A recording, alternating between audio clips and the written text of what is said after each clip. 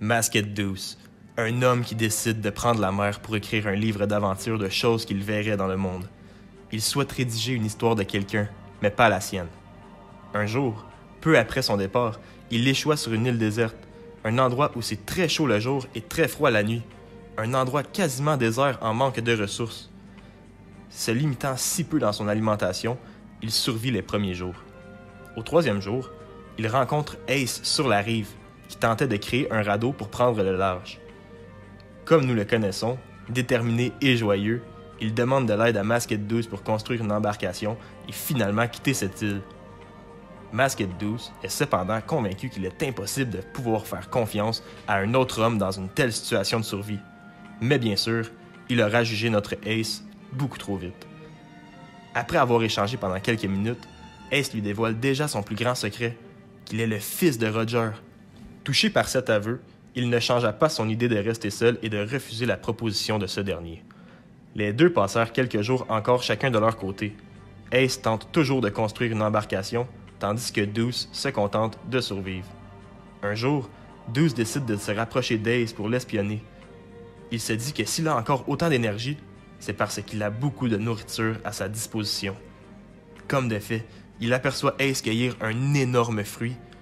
Deuce tente donc de s'en emparer en attaquant Ace, mais ce dernier l'aperçoit et abandonne. Ace lui tendit le fruit. « Tiens, prends-le. J'entends ton ventre gronder jusqu'ici. Tu dois avoir vraiment faim. » Masked Deuce n'en revient pas, que le fils de l'homme le plus dangereux au monde lui offre sa nourriture. « Non, mais dis-moi seulement où en trouver, » lui répondit-il. « Il doit bien y en avoir. Plein, si tu as tenu jusqu'ici. » Ace lui répond en rigolant.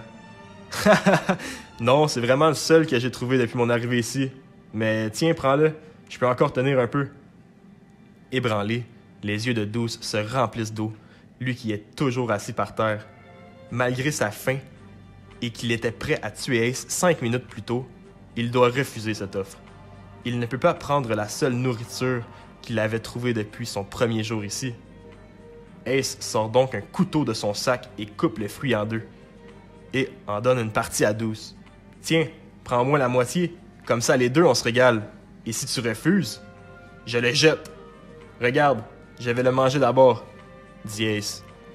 Donc pour ceux qui n'auraient toujours pas compris, le fruit que Ace a trouvé est bel et bien un fruit du démon, le Mera Mera no Mi.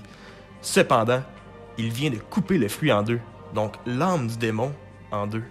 Voyons voir ce qui arrivera si les deux hommes mangent le même fruit du démon. Ace d'abord, son regard n'est pas convaincant, mais la faim de Deuce est suffisante pour enchaîner le mouvement. Il mange lui aussi la moitié du fruit. Pour l'instant, rien ne se passe. Malgré le goût amer du fruit, la douceur du geste et le sentiment de nourrir sa faim rapprochent les hommes. Deuce décide alors de donner autant d'énergie qu'Ace pour construire un radeau. Le soir, les deux parlèrent en regardant les étoiles, et d'un coup, Ace s'illumine, littéralement. Les pouvoirs du fruit du démon émanent de son corps, tandis que Deuce, lui, absolument rien. Donc dans un contexte où un fruit du démon est séparé en deux ou plusieurs morceaux, c'est la première personne qui croque dans le fruit qui en hérite les pouvoirs. Le lendemain, Deuce se sert de sa connaissance et les nouvelles capacités d'Ace pour solidifier le bois en brûlant les surfaces et en courbant les morceaux nécessaires. Cette fois, c'est la bonne. Ils prirent la mer sur cette embarcation et réussissent à quitter l'île. Deuce décida alors que son récit d'aventure serait en réalité le récit des aventures de l'équipage du Spade. Deuce devient donc le premier membre officiel de l'équipage du Spade. Sur le navire, ils ont eu beaucoup de temps pour se parler et apprendre à se connaître. Le second de l'équipage demande alors au capitaine « Je suis quand même très surpris que tu aies appris à maîtriser ton fruit du démon aussi rapidement, alors que je pensais encore, avant que tu tombes dessus, que c'était un simple mythe. » Avant même de répondre, un sourire sincère dans le visage de Ace naît. Un sourire pur, une telle joie prend le contrôle d'Ace, lui qui contemple le large. « Malgré que je suis le fils d'un moins que rien, j'ai aussi un petit frère. On n'est pas du même sang, mais on a fait une promesse. Petit, il a mangé un fruit du démon. C'est un homme élastique. Tu devrais le voir. Il tourne son bras comme ça en criant « Gomme, gomme !» Et bang! Il allonge son bras et t'envoie un coup de poing. Haha, sacré Luffy! 12 comprit que Luffy est très important pour Ace. À chaque fois qu'il parlait de son petit frère, il était heureux. Depuis leur arrivée sur Grand Line, l'équipage a grandi énormément. 3 autres personnages sont mis de l'avant dans le récit, en plus d'une dizaine de moussaillons supplémentaires. Mi-Or est un enseignant avant de rejoindre le monde de la piraterie. C'est la sagesse et la connaissance de l'équipage du Spade. Il reste presque toujours à l'intérieur du navire, et quand il y a des ennemis, il tire de l'intérieur avec les fusils et des canons, mais ses ennemis ne connaissent jamais la provenance des balles. Fin stratège. Ensuite, il y a Skull, un homme maniaque de la piraterie. Il collectionne tous les objets en lien avec les pirates. Armes, os, crânes, d'où nous provient son surnom, Skull. Le plus effrayant physiquement, mais c'est une bonne personne. C'est l'informateur de l'équipage, lui qui connaît absolument tout sur le monde de la piraterie. Et pour finir, Kotatsu est l'animal de compagnie de Ace, un lynx sauvage. Il n'y a qu'au pied d'Ace qu'il garde son calme. Voici donc de quoi était principalement composé l'équipage du Spade. Sur Grand Line, l'équipage se repose sur un territoire stratégique. Ils se font surprendre par plusieurs chasseurs de primes, mais Ace règle rapidement le problème. Cependant, pendant l'affrontement, l'équipage se fait entourer d'une grande flotte de la marine. Iska, commandante de la marine, est déterminée pour la capture d'Ace. Elle saute directement sur leur navire, mais en se rapprochant du navire des Spades, quelques navires de guerre commencent à couler.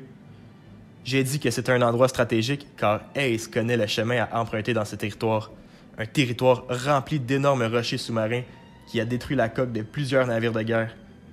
Iska mentionne à Ace qu'ils se reverront, elle qui doit aller sauver ses hommes de l'incident. Ace lui sort une réplique qui surprend absolument tout le monde. « Fais attention à toi, Iska, et à bientôt! » Ace aide à même Iska car elle a chuté. Il l'aide pour se relever et pour aller aider ses hommes. Elle constate donc qu'Ace n'est pas un mauvais pirate du tout, elle qui est pourtant convaincue que les pirates sont tous mauvais. Très jeune, suite à une intrusion de pirates sur son île natale, elle perdit ses parents dans un énorme incendie qui aurait été causé par des pirates. Imaginez comment elle doit avoir envie de capturer Ace, mais ce geste la fait beaucoup réfléchir. L'équipage du Spade s'en sort super bien, et après quelques jours de voyage, atterrissent à Shabondi pour revêtir leur navire. À peine le navire accosté, Iska se trouvait déjà là, sur la plage. Cependant, à l'instar de d'habitude, elle était seule et sans uniforme de la marine. Mais que voulait-elle donc à Ace? Un dialogue entre Douce et elle éclate pendant quelques minutes. Après un moment, Douce réalise qu'Ace n'a toujours pas pris place dans la conversation, malgré qu'Iska crie son nom à tue-tête. Même de l'intérieur du navire, on entendrait « Allez, sors de là, Ace! » N'en peut plus d'attendre Iska. Le professeur de l'équipage Mi-Or sort pour l'une des très rares fois de l'intérieur du navire. Ace n'est pas à l'intérieur, envoie-t-il à Douce. L'équipage réagit un peu comme celui des Mugiwara quand Luffy a déjà quitté le navire pour aller s'amuser sur l'île. NANI? Après tout, ils sont frères. Douce part à sa recherche. Et déjà après quelques temps qu'Ace était débarqué sur l'île que des restaurateurs lui coururent après. « Il est parti sans payer sa facture! Arrêtez-le, c'est un voleur! » Heureusement que Douce avait prévu d'amener la bourse d'Ace. Il connaît son capitaine après tout. Il rembourse donc tous les restaurateurs et leur demande pardon pour les manières d'Ace. Il retrouve finalement son capitaine assis sur un banc dans le grand parc de Shabondi, en train de dormir. Incroyable ce Ace. Il lui donne un coup sur la tête pour le réveiller. Ils s'échangent un peu pour finalement décider de faire un tour de la grande roue de Shabondi. Juste avant que la porte de la petite cellule où Ace et Douce se retrouvaient se referme, Iska s'introduit. Main sur les genoux, elle fixe les pirates. Les deux remarquent les marques de brûlure sur ses mains. C'est à son moment qu'elle raconte son passé aux pirates. Suite à cela, elle compare les pirates qui ont assassiné ses parents en lui disant qu'ils n'ont absolument rien à voir avec eux, qu'ils sont beaucoup trop bons pour être des pirates. « Ace, rejoins la marine avec ton équipage. J'ai une place pour vous. Vous aurez votre navire, mais vous travaillerez au service de la marine pour arrêter les crapules de ce monde. » Jamais durant le temps de sa demande, Ace ne la regarda. Il continua à regarder à l'extérieur, sans dire un mot. Et d'un coup, il se lève, ouvre la porte de sa cellule et se retourne avant de sauter. Rejoindre la marine? Aucun intérêt. J'ai fait une promesse avec mon frère Luffy quand on était jeune, celui qui deviendra le roi des pirates. Alors, absolument aucun intérêt. Il saute et laisse Douce et Iska ensemble. Elle ne s'attendait pas à une telle réponse et Douce, lui, s'attendait pas à une telle requête de la part de la marine. Les deux descendent donc éventuellement de la roue. Il repart à la recherche de son capitaine et Iska, elle, part de son côté. Le dernier jour sur Chabondi, Ace et Douce rencontrent de jeunes enfants pauvres. Ace leur donne de la nourriture qu'il venait tout juste de s'acheter pour lui-même, montrant encore une fois la bonne foi du capitaine du Spade. Au même moment, Iska se montre le visage avec un vice-amiral de la marine du nom de Dra. Une carrure imposante, il avait des tuyaux de chaque côté de son corps qui envoyaient du feu, qui étaient reliés à une réserve de gaz à l'arrière de ce mécanisme. Un pouvoir semblable à Ace, Iska a une lettre officielle venant du gouvernement dans les mains. Ace au point ardent, permettez-moi de vous lire cette lettre qui vous est attribuée. Avec tous les exploits accomplis depuis la création de votre équipage, la grande réputation que vous avez acquérie, nous vous proposons une place de grand corsaire. Donc pour ceux qui n'ont pas écouté One Piece et qui ne connaissent pas ce système, seulement 7 pirates ont droit à ce poste, qui consiste à aider la marine en échange que ces derniers s'en prennent pas au grand corsaire. Ace, encore une fois, ne voit pas l'intérêt d'accepter ce marché. Il veut être libre de tout faire ce qu'il lui plaît. Iska, encore une fois, n'en revient tout simplement pas. Mais pourquoi est-il si têtu? Tu vois, Iska, c'était une perte de temps. Un pirate, c'est un pirate après tout. On ne peut pas leur faire confiance, dit Dro en déchirant la lettre. Très lâchement, il envoie une attaque vers les enfants pour qu'Ace intercepte et prenne sur lui. Cela se déroule exactement comme prévu. Ace intercepte et prend la totale pour sauver les deux petits. Mais quel lâche de t'en prendre à des enfants, dit Ace, qui devient tout autant en colère. Iska va prendre soin des enfants, les cache et demande à Dra pourquoi il a fait ça. C'est à cause des pirates, Iska. C'est de leur faute. S'ils n'avaient pas mis les pieds sur cette île, je n'aurais pas eu besoin de mettre à risque la vie de ces enfants. C'est les pirates qui poussent les marines à intervenir. Iska perd sa force et s'agenouille. Elle vient de perdre la confiance et la bonne foi qu'elle avait en la marine. Pire encore, elle commence réellement à comprendre ce qui s'est passé lors du drame de son île natale. C'est tout de même pas toi. Toi qui as incendié la ville simplement pour chasser les pirates, hein? C'est pas toi, Dra, qui a tué mes parents, non? Tes parents sont victimes d'actes commis par des pirates. Encore une fois, s'ils n'avaient pas été là, je n'aurais pas eu besoin d'intervenir et de tout incendier. Ne m'oblige pas à répéter, Iska.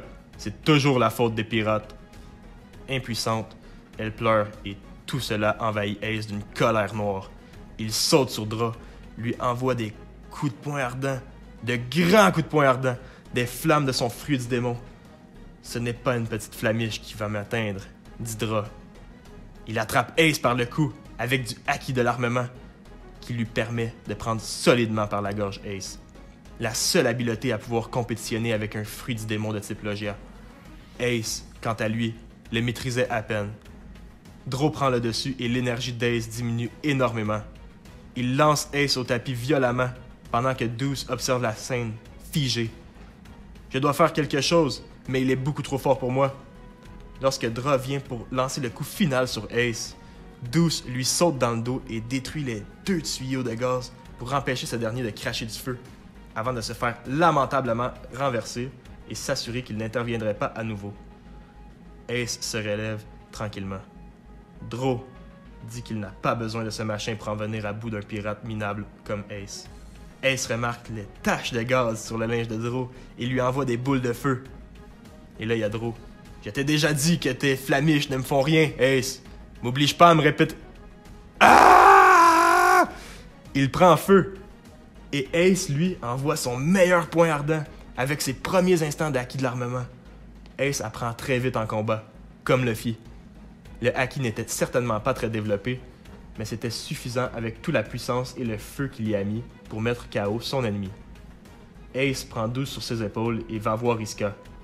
Il comprend sa douleur, qu'elle est totalement désorientée et qu'elle vient de voir la vraie image de la marine.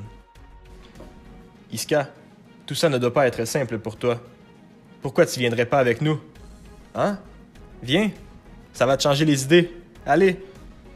Elle apprécie énormément l'offre qu'Ace vient de lui faire, mais elle ne peut pas accepter. Il y a encore beaucoup trop de choses à changer dans la marine pour qu'elle quitte ainsi. De plus, tout ça ne fait pas d'elle une pirate, mais disons qu'elle changea rapidement d'objectif. Rendre la marine meilleure plutôt que de capturer Ace.